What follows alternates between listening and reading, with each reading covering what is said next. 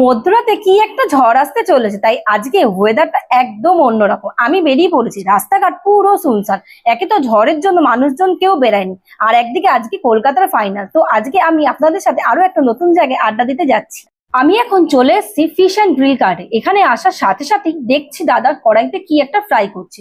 এখানে অনেক ধরনের আইটেম পেয়ে যাবেন, ফিশের উপরে, চিকেনের উপরে। কিন্তু আমি এখানে আসার সাথে সাথে গন্ধরাজ মোমোটা অর্ডার করে দিয়েছিলাম। এখানে 5 পিস গন্ধরাজ মোমোর দাম 80 টাকা। দেখতে যতটা সুন্দর, খেতেও ঠিক ততটাই ভালো।